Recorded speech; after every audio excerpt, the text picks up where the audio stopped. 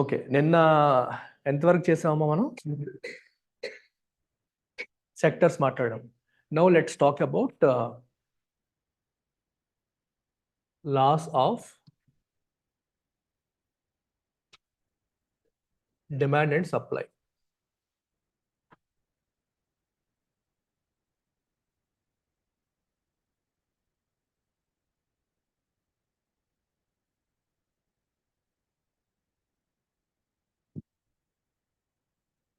Okay, ఇప్పుడు నేను మీకు చిన్న చిన్న క్వశ్చన్స్ అడుగుతాను, మీరు చెప్పండి. ప్రైస్ బాగా తక్కువ ఉంది అనుకుందాం. ప్రైస్ బాగా తక్కువ ఉంది, I will call it P1. Price తక్కువ ఉంటే కొనే వాళ్ళు ఎక్కువ ఉంటారా తక్కువ ఉంటారా? ఎక్కువ ఉంటారు. So can I put Q1 somewhere here? ఎక్కువ. సో ఈ రెండింటి పాయింట్ ఏమవుతుంది? ఇదే కదా, అంతే కదా? ఓకే, ప్రైస్ ఇంకొంచెం పెరిగింది, కొనే వాళ్ళు తగ్గుతారా పెరుగుతారా? కొంచెం so I have to put Q2 somewhere here. ఈ రెండింటి పాయింట్ ఎక్కడ వస్తుంది?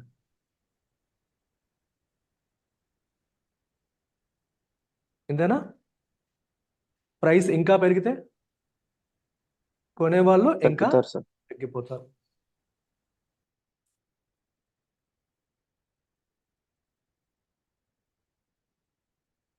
సో ఇప్పుడు మనం కర్వ్ గీసి ఎలా గీస్తాం? అంతేనా? ఇది inverse proportionality, direct proportionality? Inverse. దాని అర్థం ఏంటి? ప్రైస్ పెరిగే కొద్దీ క్వాంటిటీ డిమాండెడ్ తగ్గుతుంది.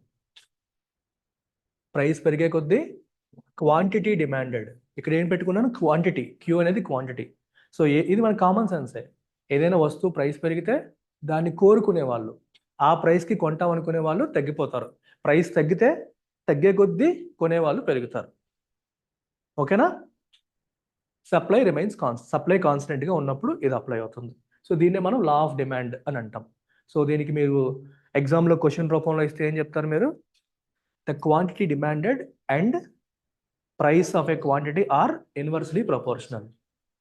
So when the price of a commodity goes up, the quantity demanded goes down.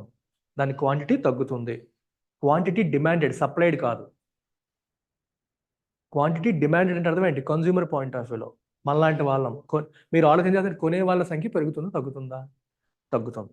Price పెరిగే కొద్దీ కొనే వాళ్ళది. సింపుల్. ఇప్పుడు యూపీఎస్ ఇన్ఫినిటీ వీస్ 2 lakhs చేశాను, వచ్చే వాళ్ళ సంఖ్య కామన్ సెన్స్ ప్రకారం తగ్గుతుంది. Online clear? Yes, sir. Right.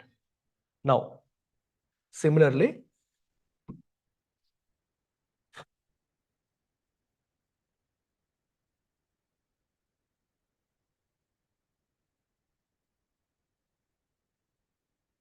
again price quantity, but here I am referring to quantity supplied. Supplied అంటే ప్రొడక్షన్ సైడ్, ఎవరైతే వస్తువులు తయారు చేస్తున్నారో వాళ్ళు. ఇప్పుడు మీరు మ్యానుఫ్యాక్చరర్ లాగా, ప్రొడ్యూసర్ లాగా ఆలోచించండి, కన్జ్యూమర్ లాగా ఆలోచించకండి. ఎకానమీ క్లాస్లో నేను ఎక్కువగా ఫేస్ చేసే ప్రాబ్లం ఏంటంటే you always think like A consumer. Me nature, మీరు కన్జ్యూమర్సే కదా, మీరు కొనే వాళ్ళే, మీరు తయారు చేసే వాళ్ళు కాదు. So by default me brain consumer లాగా థింక్ చేస్తూ ఉంటారు. సో ఇక్కడ మీరు ప్రొడ్యూసర్ లాగా థింక్ చేయాలి, అంటే మీరు బిజినెస్ మ్యాన్ లాగా ఆలోచించాలి. బిజినెస్ మ్యాన్ లాగా ఆలోచించి నేను అడిగేదానికి సమాధానం చెప్పండి, కన్జ్యూమర్ లాగా ఆలోచించి చెప్పకండి. ఓకే, ఇది ప్రైస్ అంటే వెరీ లో ప్రైస్ పాయింట్. అంటే నువ్వు ఒక వస్తువు తయారు చేస్తే ఆ ప్రైస్కి అమ్మాలి, అంతకంటే ఎక్కువ అమ్మడానికి లేదు. తక్కువ ప్రైస్, దానికి మార్కెట్లో అంతకంటే ఎక్కువ ప్రైస్ లేదు. ఎక్కువ మంది దాన్ని ప్రొడ్యూస్ చేయడానికి వస్తారా? ఎక్కువ మంది దాన్ని తయారు చేయాలనుకుంటారా? తక్కువ మంది అనుకుంటారా? I'll put somewhere here.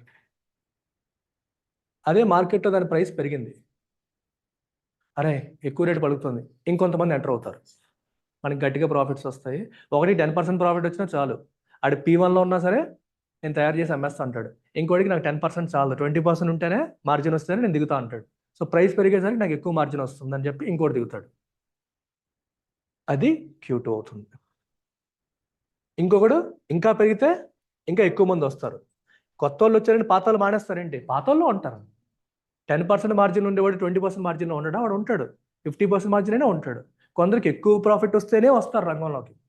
అలా ప్రైస్ పెరిగే కొద్దీ నాకు ప్రాఫిట్ పెరుగుతుందనే ఉద్దేశంతో ఇంకా ఎక్కువ మంది దాన్ని ప్రొడ్యూస్ చేయడానికి వస్తారు. సో ఇక్కడ క్యూ అంటే ఏంటి? Quantity supplied. ఇక్కడ క్యూ అంటే ఏంటి? Quantity demanded. సో ఇక్కడ మీరు కన్జ్యూమర్ పాయింట్ ఆఫ్ వ్యూలో థింక్ చేశారు, ఇక్కడ ప్రొడ్యూసర్ పాయింట్ ఆఫ్ వ్యూలో థింక్ చేశారు. సో ఇవి పాయింట్స్, ఇది supply curve. So supply curve ఎలా ఉంది? Directly proportional. Directly proportional, clear కదా? సో సప్లైకి అంటే all other things remaining constant, when the price goes up, quantity supplied also goes up. Quantity demanded goes down. Price పెరిగినప్పుడు ఏమవుతుంది? Price point of view ఆలోచించండి. Price పెరిగినప్పుడు quantity demanded తగ్గుతుంది, quantity supplied పెరుగుతుంది. అర్థమైందా? Okay. ఇప్పుడు మరి రియల్ లైఫ్లో మార్కెట్లో ఏమవుతుంది? What happens in market? we will have equilibrium. Equilibrium అంటే అర్థం ఏంటి? Quantity supplied and quantity demanded equal అయ్యే సినారియో. మీకు ఒక రియల్ లైఫ్ సినారియో మనం చూద్దాం. ఇందాక సినారియో రాసుకుందాం. ఇప్పుడు యూపీఎస్సి కోచింగ్ గురించి మాట్లాడుకుందాం. యూపీఎస్సి కోచింగ్ గవర్నమెంట్ వచ్చి ఒక రూల్ పెట్టింది అనుకో. యూపీఎస్సి కోచింగ్ ఎవరైనా ఇవ్వాలనుకుంటే ఫీజు 10,000 కంటే పెట్టకూడదు అనుకుందాం. అప్పుడు క్వాంటిటీ డిమాండ్ ఎలా ఉంటుంది? విపరీతంగా 10,000 నేను వస్తా, నాకు కోచింగ్ ఇవ్వండి, అందరూ వస్తారు, అందరూ వచ్చేస్తారు కోచింగ్ కావాలని. సో డిమాండ్ ఎక్కువ ఉంటుంది, క్వాంటిటీ డిమాండెడ్. కానీ సప్లై చేసేవాళ్ళు ఉండరు, తక్కువ మంది ఉంటారు. ఏదో తక్కువ మంది, బాగా తక్కువ మంది. ఒక అతనే అన్ని సబ్జెక్టులు చెప్పేస్తారు అనుకో కూర్చొని. నాకు ఇంకెవరికి ఫ్యాకల్టీకి జీతాలు ఇవ్వక్కర్లేదు కదా, అన్ని సబ్జెక్టులు నేనే చెప్పేయచ్చు, ఇంట్లో కూర్చుంటాను, ఓన్లీ ఆన్లైన్ ఆఫ్లైన్ పెట్టను, అదే వీడియో చేసి యూట్యూబ్లో పెట్టేస్తాను, దాని లింక్ పెట్టేస్తాను, నాకు బ్యాండ్విడ్త్ ఛార్జెస్ ఉండవు. ఎలా ఏదో ఆలోచించుకొని ఖాళీగా కూర్చునే పోతే ఇదే బెటర్ కదా అనుకొని ఎవరో కొంతమంది వస్తారు. అంటే డిమాండ్ ఎక్కువ ఉన్నప్పటికీ దానికి తగ్గట్టు సప్లై ఉండదు, ఇప్పుడు రివర్స్లో ఆలోచించండి. గవర్నమెంట్ వచ్చేసి యూపీఎస్సి కోచింగ్ ఫీజు లేదా వాట్ ఎవర్ 3 lakhs కంటే తక్కువ ఉండకూడదు, 3 lakhs అన్నారు. అప్పుడు ప్రతి ఒక్కడు వచ్చేస్తాడు కోచింగ్ ఇస్తానని. 3 లక్షల పండగ చేసుకోవచ్చు, కానీ ప్రతి ఒక్కరు కోచింగ్ ఇవ్వడానికి వస్తాడు. అంటే quantity supplied will be huge, but demanded తగ్గిపోతుంది. సో అప్పుడు ఏమవుతుంది గేమ్ మార్కెట్లో? ఈ రెండింటికి బ్యాలెన్స్ రావాలి, అనేది రావాలి. ఇందాక మనం డిమాండ్ కర్వ్ ఏం వేసాం? ఎలా వేసాం? సప్లై కర్వ్ ఎలా వేసాం? ఎలా వేసాం? ఇది ఈక్విలిబ్రియం. ఆ రెండు ఎక్కడైతే మీట్ అవుతున్నాయో, అంటే quantity supplied, quantity demanded equal అవ్వాలి. మీరు డిఫరెంట్ పాయింట్స్ ఒకసారి గమనించండి, ఇప్పుడు ఇది తీసుకున్నారు అనుకోండి. ఇక్కడ ఇదేంటి? Demand curve. డిమాండ్ ఎక్కువ ఉంది, సప్లై తక్కువ ఉంది. ఇక్కడ తీసుకుంటే సప్లై ఎక్కువ ఉంది కానీ డిమాండ్ తక్కువ ఉంది. ఇక్కడ రెండు ఈక్వల్ అయ్యాయి. ఎక్కడైతే quantity supplied and quantity demanded అంటే somewhere around 1 lakh, somewhere around 70,000, 80,000 అక్కడ ఓకే, వీళ్ళకి ఓకే, వాళ్ళకి ఓకే, ఫిక్స్ అయ్యింది. రియల్ లైఫ్లో మార్కెట్ ఇలాగే పనిచేస్తుంది. So there is always this friction between supply and demand. ఈ రెండింటి మధ్య పోరాటం. బాగా ప్రైస్ తగ్గిపోతే సప్లయర్స్ ఆగిపోతారు, ఎత్తేస్తారు, మనం రన్ చేయలేము, మా వల్ల కాదని చెప్పి ఎత్తేస్తూ ఉంటారు. ఓకే, రివర్స్ అయితే ఇలా ఉంటుంది. ప్రైస్ బాగా ఎక్కువ పెంచేస్తే డిమాండ్ ఆగిపోతూ ఉంటుంది. ఇది laws of demand and supply. దీని మీద ఏమైనా క్వశ్చన్స్ వచ్చినా మీరు రాయగలగాలి. మళ్ళీ ఒకసారి రివిజన్ చేస్తున్నాను, చెప్పండి. ప్రైస్ పెరిగే కొద్దీ క్వాంటిటీ డిమాండెడ్ ఏమవుతుంది? ప్రైస్ పెరిగే కొద్దీ క్వాంటిటీ సప్లైడ్ ఏమవుతుంది? పెరుగుతుంది. What is equilibrium? Where quantity supplied and quantity demanded are equal. అది ఈక్విలిబ్రియం. క్లియర్? అయిపోయింది. ఇంకేంటి నెక్స్ట్ ఏంటి?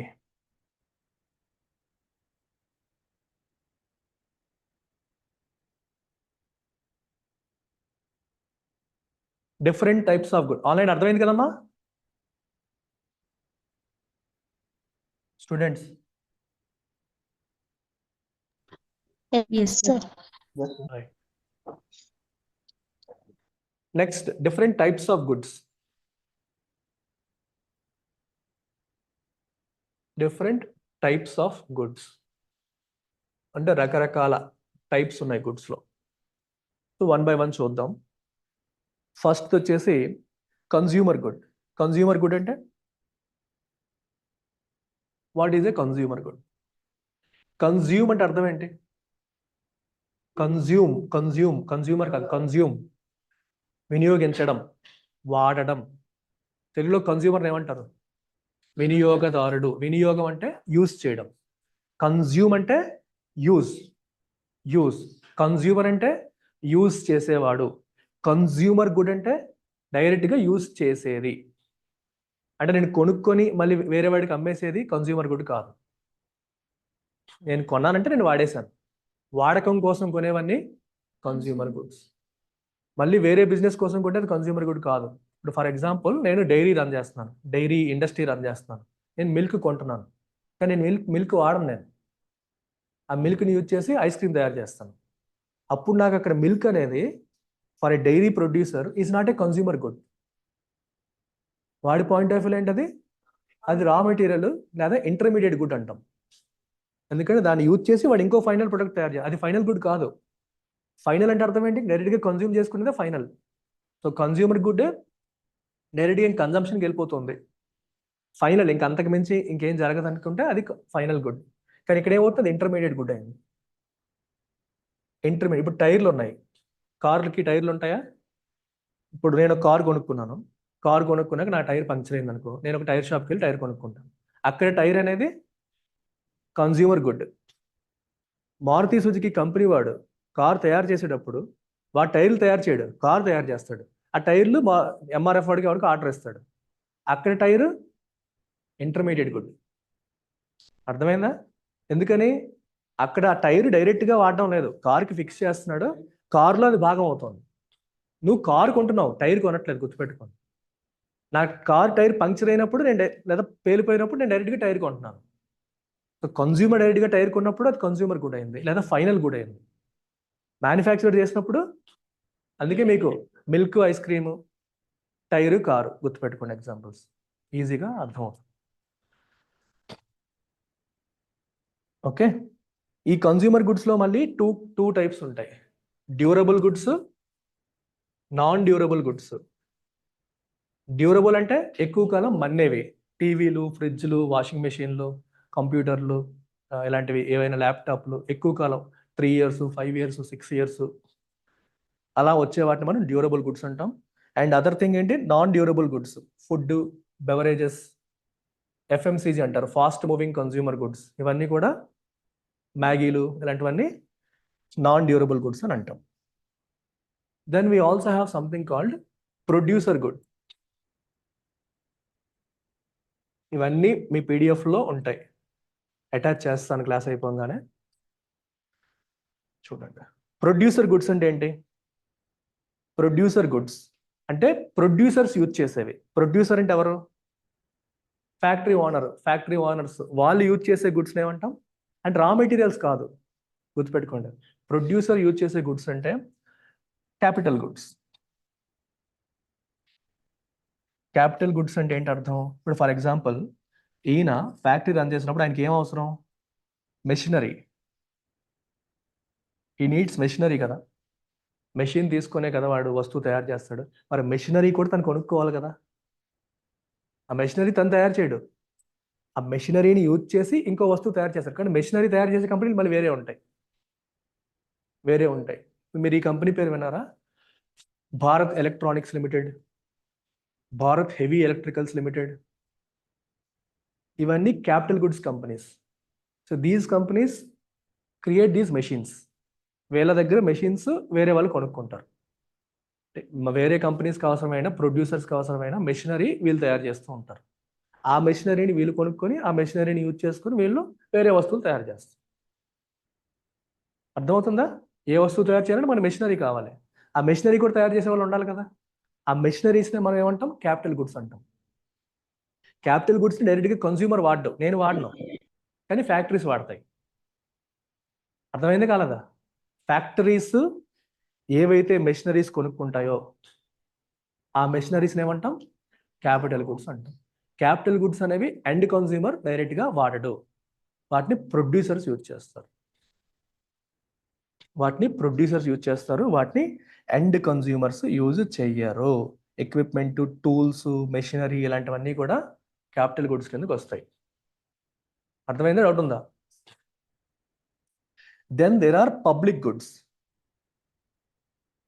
ఆన్లైన్ అర్థమైందమ్మా? ప్రొడ్యూసర్ గుడ్ అంటే ఏంటో, క్యాపిటల్ గుడ్ లేదా producer good. Online students Yes, sir. Producer goods అయింది. తర్వాత పబ్లిక్ గుడ్స్.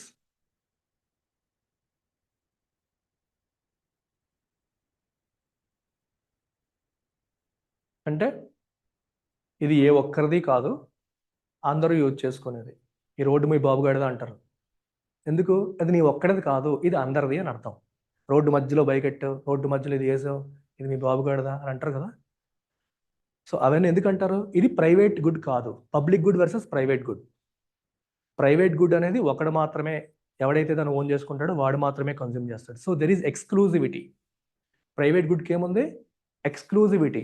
ఆ ఒక్కడు మాత్రమే యూజ్ చేస్తారు. పబ్లిక్ గుడ్కి దెర్ ఈజ్ నో ఎక్స్క్లూజివిటీ. అంటే ఏ ఒక్కరు దాన్ని యూజ్ చేయరు, అందరూ యూజ్ చేసుకుంటారు. మరి పబ్లిక్ గుడ్స్ని ఎవరు ప్రొవైడ్ చేస్తారు? గవర్నమెంట్. ఏ ఒక్కరిది కాదు కాబట్టి అది ఏ ఒక్కడు దానికోసం డబ్బులు పెట్టడు కాబట్టి గవర్నమెంట్స్ వాటిని ప్రొవైడ్ చేస్తాయి. స్ట్రీట్ లైటింగ్ కావచ్చు, మీ రోడ్లు కావచ్చు, పార్కులు కావచ్చు, ఇవన్నీ కూడా మనకి పబ్లిక్ గుడ్స్కి ఎగ్జాంపుల్గా మనం చెప్తాము. మేజర్ ఆస్పెక్ట్ ఏంటంటే ఇక్కడ దే ఆర్ నాన్ ఎక్స్క్లూడబుల్. అంటే ఇది నాది, ఇది నీది అని చెప్పడానికి లేదు, అది అందరిది. పబ్లిక్ పార్క్ ఉంది, ఇది నాదే అని అనకూడదు, అందరిది. రోడ్డు ఉంది, ఇది అందరిది, నా ఒక్కడిది అని అనకూడదు. నాన్ ఎక్స్క్లూడబుల్ అని అర్థం అనమాట. ఓకే. సెకండ్ థింగ్, రెండు కీవర్డ్స్ మీరు గుర్తుపెట్టుకోవాలి ఇక్కడ. Public good versus private good మాట్లాడినప్పుడు రెండు కీవర్డ్స్. ఒకటి నాన్ ఎక్స్క్లూడబుల్, అంటే ఇది నాది, ఇది నా ఒక్కడికే చెందుతుంది అని ఎక్స్క్లూడ్ చేయలేము, అంటే బెనిఫిట్స్ అందరికీ వెళ్తాయి అని అర్థం. రెండోది నాన్ రైవల్రస్. నాన్ రైవల్రస్ అంటే అర్థం ఏంటి? ఒకడు వాడడం వల్ల ఇంకోటికి తరిగిపోదు అని అర్థం. ఈ రోడ్ నేను వాడానంటే పక్కనోడికి తరిగిపోతుందా?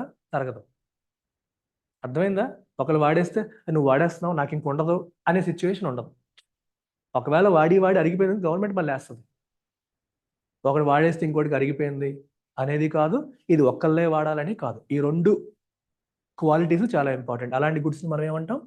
పబ్లిక్ గుడ్స్ అంటాం. On the other hand we have private good. దానికి ఎగ్జాక్ట్ ఆపోజిట్. సో ఏం పెడతాం మనం అక్కడ? ఇట్ ఈస్ ఎక్స్క్లూడబుల్, అంటే ఒక్కడదే, నాదే అని చెప్తాము. అండ్ రైవల్రస్, ఒకరు వాడితే ఇంకోటికి ఉండదు. Like this shirt. ఈ షర్ట్ నాది, నేను కొనుక్కున్నాను, కానీ బ్యాచులర్ రూమ్స్లో జాతీయం అయిపోతాయి, పబ్లిక్ గుడ్స్ అయిపోతాయి, ఒకటిది ఇంకోటి వాడేస్తూ ఉంటాడు. బట్ జనరల్గా ఇదేంటి? ఒకరిది, అంతే కదా. అలాంటివి private goods. So these are the goods that are excludable and rivalrous in consumption. అంటే వీటిని ఎవరైతే డబ్బులు పే చేస్తారో వాళ్ళకి మాత్రమే రెస్ట్రిక్ట్ చేయొచ్చు. ఇది మీరు మాత్రమే వాడుకోండి అని చెప్పొచ్చు. నువ్వు కారు కొనుక్కున్నావు, ఇది నాదే, వేరే వాళ్ళకి నువ్వు ఇవ్వాల్సిన అవసరం లేదు, ఎందుకంటే ఇట్స్ ప్రైవేట్ గుడ్, నువ్వు పే చేసావు, వచ్చేసావు. రెండోది, the consumption by one individual reduces the availability of the good for others. ఒకడు వాడితే అది పక్కనోడికి అందుబాటు ఉంటుంది. ఫర్ ఎగ్జాంపుల్, మీరు షాప్కి వెళ్ళారు, మీ 5గురు వెళ్ళారు, 5కి ఒకే చుడీదార్ నచ్చింది. ఫస్ట్ ఒక అమ్మాయి కొనేసింది, అది కొనేస్తే మరి మీకు ఉండదుగా. అదే సైజు, అవే వేరే మోడల్స్ ఉంటే మనకి చెప్పలేము, ఎక్కువ క్వాంటిటీ ఉంటే పర్లేదు, కానీ ఒకరు వాడేస్తే ఇంకోళ్ళకి ఉండదు. అందుకే రైవల్రస్ అని. రైవల్రీ ఏంటంటే శత్రుత్వం లాగా, అంటే ఒకరు వాడితే ఇంకోళ్ళకి ఉండదు అలాగా. అలాంటివన్నీ private goods, otherwise public good. Clear కదా? Online public private. Yes, sir.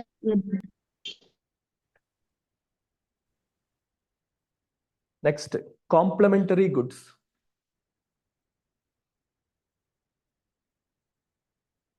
Complementary కాదు, కాంప్లిమెంటరీ గుడ్స్. కాంప్లిమెంటరీకి డిఫరెన్స్ ఉంది. కాంప్లిమెంట్ అంటే ప్రశంసించడం, నువ్వేదో బాగా చేసావని చెప్పి నేను కాంప్లిమెంట్ చేశానని.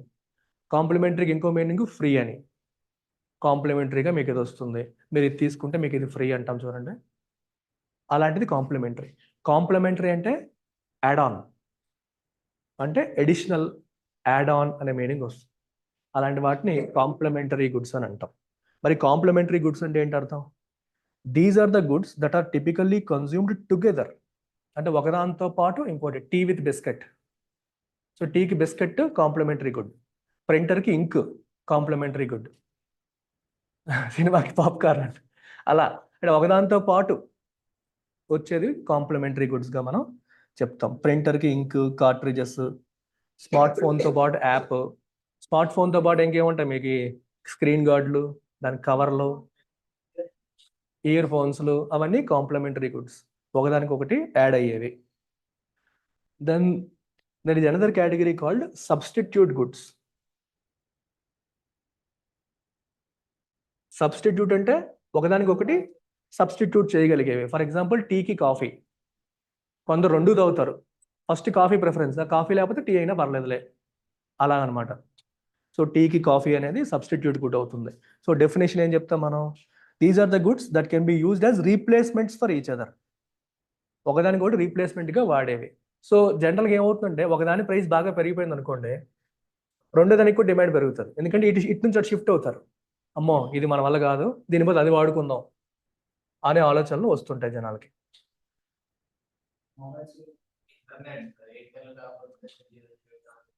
రెండు ఒకటే కదా, రెండు ఇంటర్నెట్లే, కంపెనీలు వేరు కానీ at the end of the day రెండు ఇంటర్నెట్సే.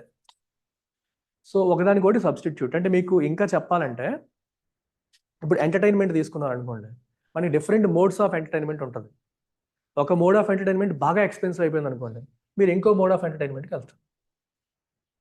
అది ఒకదాని సబ్స్టిట్యూట్ చేస్తుంది. నాకు ఇది ఒకటి, సినిమాకి వెళ్దాం అనుకుంటున్నారు, సినిమా టికెట్లు పెచ్చగా పెంచుతారు అనుకోండి, అది మానేసి దాని ప్లేస్లో ఏ పార్టీలో, బీచ్లో అనదర్ కైండ్ ఆఫ్ ఎంటర్టైన్మెంట్ మీరు చూస్ చేసుకుంటారు. One substitutes the other. అలాంటివి సబ్స్టిట్యూట్ గుడ్స్ అని చెప్పి అంటాం. మీకు best example tea and coffee.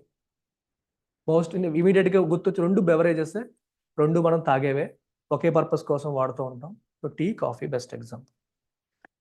Next free goods అంటే అర్థం ఏంటి? విపరీతంగా అబండెంట్గా అవైలబుల్గా ఉన్నవి free goods. Air, water, sunlight, ఇలాంటివి. Then merit goods.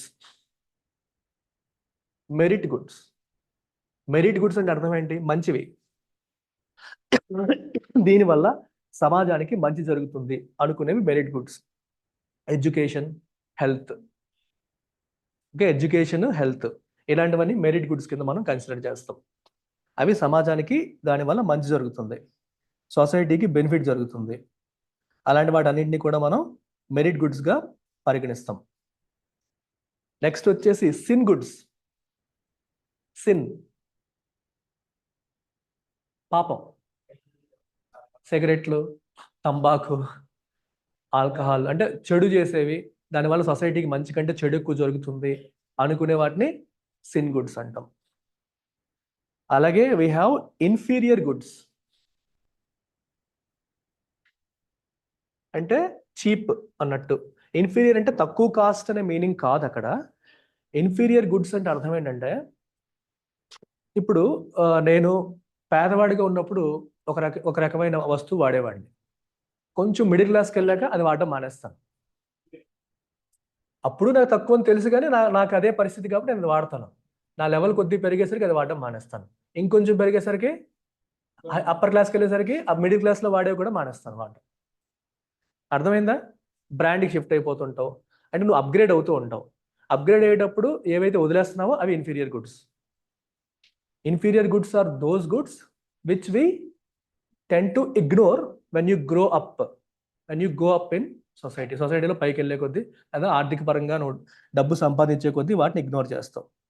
సో వీటికి డిమాండ్ అనేది తగ్గిపోతుంది. కన్జ్యూమర్ ఇన్కమ్ పెరిగే కొద్దీ వాటికి డిమాండ్ తగ్గిపోతూ ఉంటుంది. అలాంటి వాటిని మనం ఇన్ఫీరియర్ గుడ్స్ అని అంటాం. చీప్, లో క్వాలిటీ ప్రొడక్ట్స్ అనమాట. అది అలా రకరకాలు చెప్పొచ్చు. అంటే ఒక ఐటెంలోనే మళ్ళీ రకరకాలు. ఇప్పుడు మనకి మీరు పళ్ళు కొట్టుకు వెళ్ళారనుకోండి, ఒకే ఫ్రూట్లో మీకు 4 యాపిల్ తీసుకోండి, రూపాయల యాపిల్ ఉంటుంది, 500 రూపాయల యాపిల్ ఉంటుంది. నువ్వు పేదోడుకున్నప్పుడు 100 రూపాయల యాపిల్ కొంటావు, మిడిల్ క్లాస్కి వెళ్ళి 200 రూపాయల యాపిల్ కొంటావు, ఇంకా డబ్బులు ఉంటే 400 యాపిల్ కొంటావు. ఏదో ఒకటి చేస్తావు. అప్పుడు చూసా ఈ యాపిల్ కూడా తింటారా అంటావు. ఒకప్పుడు అదే తినేవాడివి, కానీ తర్వాత మారిపోతుంటావు. ఇలా. అండ్ క్లియర్ కదమ్మా online till now? Yes, sir. Right. Now, very interesting concept, elasticity. ఇది ఎక్కడ విన్నారు మీరు? ఫిజిక్స్ లో వినుంటారు. What is an elastic good? సాగితే సాగేది, సాగకుండా ఉండేదాన్ని ఇన్ఎలాస్టిక్ అంటాం. అంటే రెస్పాండ్ అవుతుంది ప్రెషర్కి, ఇలా పట్టుకొని లాగితే సాగుతుంది, అది ఎలాస్టిక్. గుడ్స్ లో కూడా ఎలాస్టిక్. ఇక్కడ ఎకానమీ పాయింట్ ఆఫ్ వ్యూలో a good is called elastic good. ఎప్పుడు? When the price changes, quantity demanded కూడా చేంజ్ అవ్వాలి. ప్రైస్ చేంజ్ అయినప్పుడు క్వాంటిటీ డిమాండెడ్ కూడా చేంజ్ అయ్యింది అనుకోండి, ఎలాస్టిక్. మనం ఇందాక లా ఆఫ్ డిమాండ్లో ఏం నేర్చుకున్నాం? ప్రైస్ చేంజ్ అయితే క్వాంటిటీ డిమాండ్ కూడా చేంజ్ అవుతుంది. అది బై డిఫాల్ట్ మన అజంప్షన్. ప్రైస్ చేంజ్ అయినప్పుడు క్వాంటిటీ డిమాండ్ అనేది చేంజ్ అవుతుంది అనేది మన అజంప్షన్. ఆ అజంప్షన్ ప్రకారమే జరిగింది అనుకోండి రియల్ లైఫ్లో, అప్పుడు అది ఏమవుతుంది? Elastic good. కొన్ని సందర్భాల్లో ప్రైస్ చేంజ్ అయినా సరే డిమాండ్ మారదు, క్వాంటిటీ డిమాండ్ మారదు. అలాంటప్పుడు దాన్ని ఇన్ఎలాస్టిక్ గుడ్ అంటాం. ఫర్ ఎగ్జాంపుల్ సిగరెట్లు, ఆల్కహాల్, వ్యసనానికి లోన్ అయిపోయిన వాడు, నువ్వు రేట్లు పెంచినా ఆడు ఆపుకోలేడు. ఆడి సేవింగ్స్ పోతాయి, ఆడి జీవితం పోతాయి, కానీ ఆడు తాగడం ఆపుకోలేడు, ఇన్ఎలాస్టిక్. లేదా ఎసెన్షియల్ ఐటమ్స్, అంటే తినకపోతే నీకు బతుకులేదు అనుకునేవి, లైక్ అన్నం, పప్పు, ఇలాంటివి. రేటు పెరిగింది కదా మనం తినడం మానేస్తామా? ఖచ్చితంగా కొంటాం. ఏవి లగ్జరీ గుడ్స్ అనుకోండి మానేస్తాం. Non essential goods, luxury goods okay rate పెరిగింది మనకు అవసరం లేదు తర్వాత చూసుకుందాం వదిలేస్తుంటాం. కానీ మోస్ట్ ఎసెన్షియల్ థింగ్స్ వదులుకోము. అలాగే బాగా ఎడిక్ట్ అయిపోయినవి, ఆల్కహాల్ ఇట్లాంటి బాగా వ్యసనాలు కూడా వదులుకోలేము. అలాంటివి ఏమవుతాయి? ఇన్ఎలాస్టిక్ గుడ్స్ అవుతాయి. అంటే ధరలు పెరిగినా తగ్గినా సరే క్వాంటిటీ డిమాండెడ్ కానీ క్వాంటిటీ సప్లైడ్ కానీ ఏ మార్పు రాకపోతే ఇన్ఎలాస్టిక్. మార్పులు వస్తే ఎలాస్టిక్. సాగితే ఎలాస్టిక్. అంటే సాగడం అంటే మారడమే కదా, నువ్వేం చేసినా అలాగే ఉంటుంది, అది ఇన్ఎలాస్టిక్. సో రేటు పెంచినా తగ్గించినా క్వాంటిటీ డిమాండెడ్ క్వాంటిటీ సప్లైడ్ ఇది మారట్లేదు, అప్పుడు ఇన్ఎలాస్టిక్. మారుతుంటే ఎలాస్టిక్, అంతే.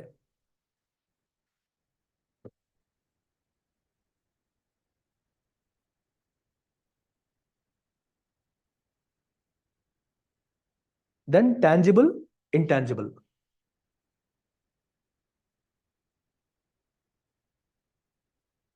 చెప్పండి అమ్మా difference. Tangible, intangible. Things which you can touch, feel are called tangible items. Which you can't touch and feel are called intangible. For example your brand. Brand కనపడదు. షాపుల్లో చిన్న ఊర్లో అయితే గుడ్ విల్ అంటారు, చిన్న చిన్న కిరాణా షాపులకి గుడ్ విల్ అంటారు.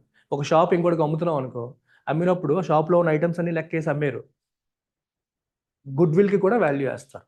ఎందుకంటే ఈ షాప్కి ఈ ఏరియాలో ఒక పేరు ఉంది, ఈ షాప్ అనగానే ఎంతమంది రోజు వచ్చి బిజినెస్ అవుతుంది నీకు, దానికి కూడా కొంత అమౌంట్ వేస్తారు. సో నీ దగ్గరున్న సబ్బులు ఇవన్నీ ఎలాగైతే వాటన్నిటికి రేట్లు వేస్తావో వాటితో పాటు good will, that is intangible asset.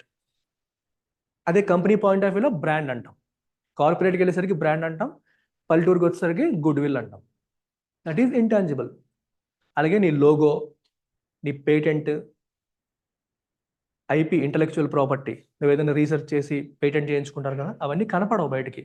ఒక ఫార్మా కంపెనీ వచ్చి ఫుల్గా రీసెర్చ్ చేసి ఒక ఫార్ములా కనిపెట్టింది, ఆ ఫార్ములా కనపడదు బయటికి, దాన్ని పేటెంట్ చేసేసింది. ఆ patent, I'm not talking about the formula, I'm talking about the patent. Patent అంటే ఆ ఫార్ములా వేరే వాడు కాపీ కొట్టకూడదు. నేను 10 సంవత్సరాలు రీసెర్చ్ చేసి ఒక డ్రగ్ రిలీజ్ చేశాను, క్యాన్సర్ డ్రగ్ రిలీజ్ చేశాను, అది బాగా పనిచేస్తుంది, సో దానికి డిమాండ్ వచ్చింది, నేను నచ్చినట్టు ప్రైస్ పెట్టి అమ్ముకుంటున్నాను, నాకు ఫుల్ ప్రాఫిట్స్ వస్తాయి. నా కాంపిటీటర్ చూశాడు, ఆ డ్రగ్ బయటకు వచ్చింది కదా, దాన్ని తీసుకొచ్చి మొత్తం అనాలిసిస్ చేస్తాడు, దేని ద్వారా తెలుసుకున్నాడు, వాడు వెంటనే చేసుకుని దించేయచ్చు. అలా 10 మంది దించేయచ్చు. 10 మంది దించేస్తే దాని ప్రైస్ తగ్గుతుంది, పేషెంట్కి మంచిదే, కానీ రీసెర్చ్ స్పిరిట్ పోతుంది. నేను 10 సంవత్సరాలు ఖర్చు పెట్టి రీసెర్చ్ చేశాను, రెండో వాడికి రీసెర్చ్ చేయడం, అందరూ వేరే వాడు చేస్తే మనం కాపీ కొడదామని వెయిట్ చేస్తాం, వేరే వాడు చేస్తే మనం కాపీ కొడదాం, మనం ఎందుకు చేయడం అని వెయిట్ చేస్తారు. సో ఇన్నోవేషన్, సైంటిఫిక్ స్పిరిట్ అనేది పోతుంది. అందుకే పేటెంట్స్ అనేవి వచ్చాయి. సో నువ్వు ఏదైతే రీసెర్చ్ చేసి కనిపెట్టావో దాన్ని పేటెంట్ చేసుకోవచ్చు. దానికి పేటెంట్కి టైం పీరియడ్ ఉంటుంది, 10 ఏళ్ళలో, 15 ఏళ్ళలో, 20 ఏళ్ళలో. ఆ 10 ఏళ్ళ వరకు ఎవడో దాన్ని ముట్టకూడదు. ఆ ఫామ్లో యాజ్ ఇట్ ఈస్గా కాపీ కొట్టకూడదు. నీకు తెలిసినా సైలెంట్గా ఉండాలి. ఆ 10 ఏళ్ళు అయిపోయిందంటే మరుక్షణం కొట్టేసుకోవచ్చు. అర్థమైందా?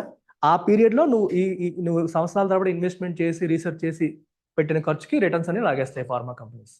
అది ఫార్మా కంపెనీస్ అలా పనిచేస్తుంది. So patent is also intangible asset, కనపడదు మనకి.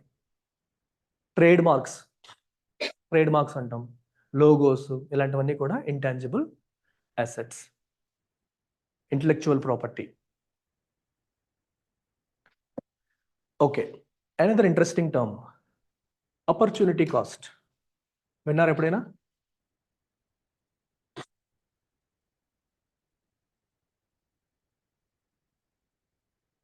Life is always about trade of. ఒకటి కావాలంటే ఇంకోటి వదులుకోవాలి. ఏది వదులుకున్నామో అదే నీ opportunity cost. Okay, for example చెప్పండి.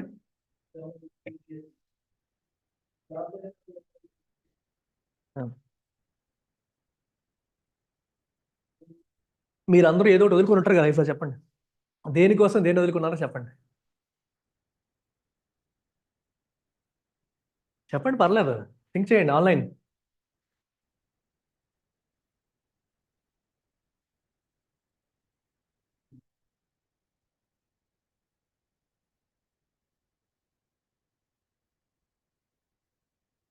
కోచింగ్ కోసం ఎన్నో వదులుకున్నావా? ఇంటిని వదులుకున్నావా? ఓకే. సో కోచింగ్ కోసం తను ఫ్యామిలీతో స్పెండ్ చేసే టైం కోల్పోయాడు. ఒక సినిమాకి వెళ్ళాం అనుకో, చదువుకునే టైం కోల్పోయాం. ఆ సినిమాకి వెళ్ళకపోయింటే చదువుకునే వాళ్ళం, వెళ్ళడం వల్ల ఆ చదువుకునే టైం కోల్పోయాం. లేదా చదువుకుంటూ ఉండిపోయాం అనుకో, ఎంటర్టైన్మెంట్ కోల్పోయాం. సో లైఫ్లో ఒకదానికి వెళ్ళినప్పుడు ఇంకోటి పోతుంది. ఏది పోయిందో అది మీ opportunity cost. So when you choose one opportunity, you're losing another opportunity. క్యాంపస్లో జాబ్ వచ్చిందని వెళ్ళిపోయాం అనుకో, యూపీఎస్సీ ప్రిపరేషన్, యూపీఎస్సీ డ్రీమ్ వదిలేసినట్టే. జాబ్ చేస్తూ నేను చేయలేనని చెప్పి వదిలేయచ్చు. లేదు నేను యూపీఎస్సీ కోసం అని జాబ్ వదిలేసావు అనుకో, the job will be your opportunity cost. స్టార్టింగ్లో బాగానే ఉంటుంది, 3-4 ఏళ్ళు అయ్యాక రాలేదు, జాబ్కి వెళ్ళిపోయింటే బాగుండేదేమో అనిపిస్తుంటుంది. అది లైఫ్. అది life is always about that. So నేను జాబ్ చేస్తూ వదిలేసి ఇటు వచ్చాను. So what is my opportunity cost?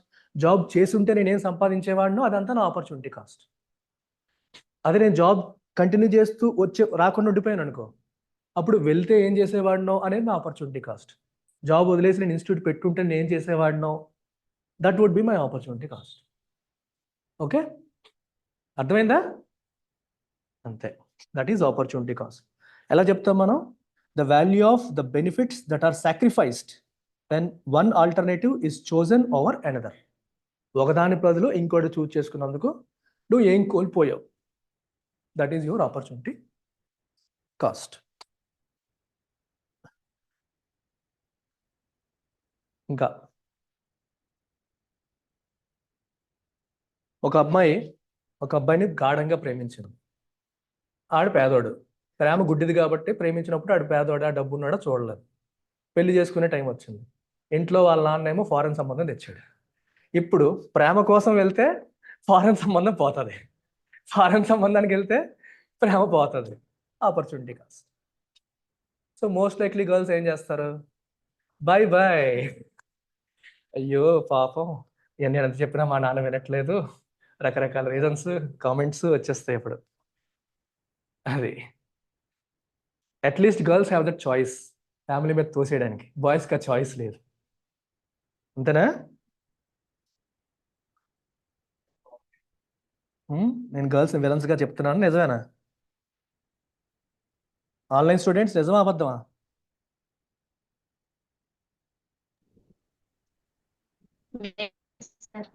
ఏం చెప్పాలి? నిజమేనంటే అమ్మాయిలే చెప్తున్నారు నిజమని, ఇంకా అబ్బాయిలు కూడా కాదు, నిజమైన అమ్మాయిలే చెప్తున్నారు. నేను ఎవరిని ప్రేమించిన అమ్మాయినే చేసుకున్నాను, సో నాకు ఆ సిచ్యువేషన్ రాలేదు. నీకు ఆపర్చునిటీ కాస్ట్ లేదు, happy. Okay, so next scarcity. Scarcity అంటే కొరత. స్కేర్సిటీ అనే కాన్సెప్ట్ ఎందుకు వస్తుంది అసలు? ఎందుకంటే లైఫ్లో అన్నీ దొరకవు మనిషికి. ప్రతి వాడికి ఆపర్చునిటీ కాస్ట్తో లింక్ అయింది స్కేర్సిటీ కూడా. You can't have everything at once. నీకు అన్నీ కావాలనిపిస్తుంది కానీ రావు. వాడు కావాలంటే ఇంకోటి కోల్పోవాలి. ఎందుకంటే టైమ్ ఈజ్ అన్లిమిటెడ్ కాదు, time is limited, money is limited, అన్నీ లిమిటెడే. లైఫ్లో అన్నీ లిమిటెడే కాబట్టి నువ్వు ఒకటి కావాలంటే ఇంకోటి కోల్పోవాల్సి వస్తుంది. ఒకదాని కోసం ఇంకోటి ఎందుకు వదులుకోవాలి అని చెప్పి ఒక సినిమా వచ్చింది, విజయ్ సేతుపతి హీరో, సమంత అండ్ నయనతార. నేను ఇద్దరిని ప్రేమించాను, నాకు ఇద్దరు ఇష్టమే, ఎందుకు ఒకరి కోసం ఇంకొకరు వదిలేసుకోవాలి? వాళ్ళిద్దరికీ నేను ఇష్టమే, నాకు వాళ్ళిద్దరు ఇష్టమే. సో దానికి ఆపర్చునిటీ కాస్టే లేదు. సమంత కోసం నయనతార వదలక్కర్లేదు, నయనతార కోసం సమంతని వదలక్కర్లేదు. So zero opportunity cost. So scarcity అంటే అర్థం ఏంటమ్మా? Limited availability of resources. Okay, demand ఏమో కోరికలు, నీడ్స్ ఏమో అన్లిమిటెడ్, బట్ రిసోర్సెస్ ఏమో అది. అందువల్ల మనకి ఈ కాన్సెప్ట్ వస్తుంది. రిసోర్సెస్ అనేవి లిమిటెడ్ కాబట్టి ఇండివిజువల్స్, సొసైటీస్ ఏం చేయాలి? They have to choose. ఒకదాని కోసం ఇంకోటి వదులుకోవాల్సి వస్తుంది. They have to allocate. వాళ్ళ దగ్గర ఉన్న లిమిటెడ్ అమౌంట్ని వాళ్ళు అలొకేట్ చేసుకొని ఒకటి కావాలంటే ఇంకోటి వదులుకొని వెళ్ళాల్సి ఉంటుంది. Middle class life is all about sacrifice. పేదోడికి ప్రాబ్లం లేదు, వాడికి అసలు చాయిస్ లేదు. నాకు ఇంతే కెపాసిటీ, నేను ఇంతే కొంటా అనుకుంటాడు. డబ్బున్నోడికి వాడు ఏది కావాలన్నా కొనగలడు. మిడిల్ క్లాస్ వాడికి కోరిక ఉంటుంది, కొనలేడు, గింజుకుంటాడు. అటు ఇటు కాకుండా, అటు కాక ఇటు కాక ఆశలకి, కోరికలకి, ఈ రియాలిటీకి మధ్య కొట్టుమిట్టాడుతూ ఉంటాడు. అది మిడిల్ క్లాస్ పరిస్థితి. Okay, then formal economy, informal economy. What is the difference between formal economy and informal economy?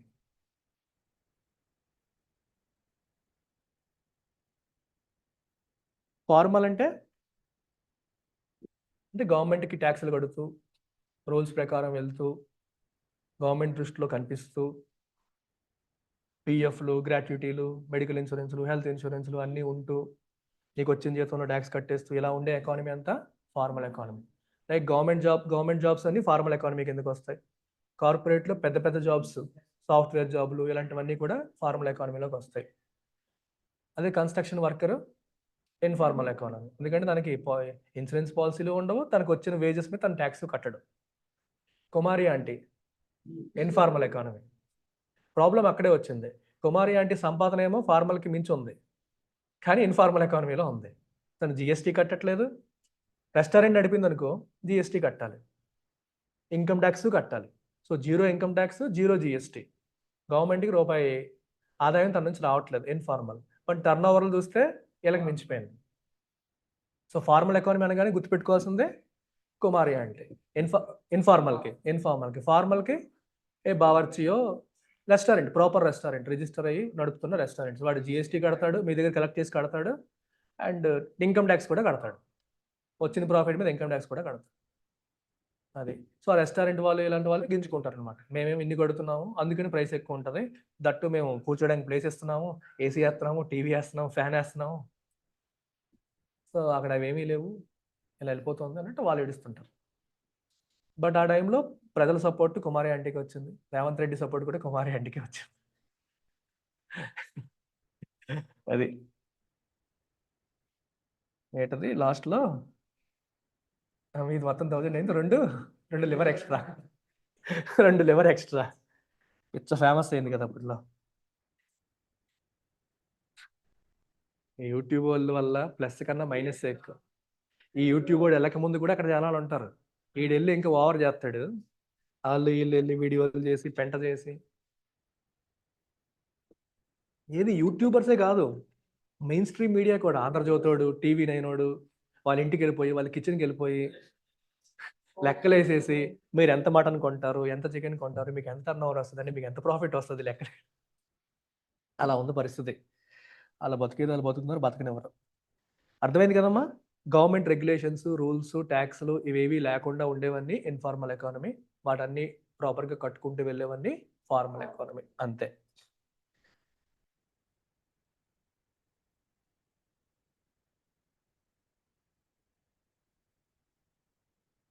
Right. Next వచ్చేసి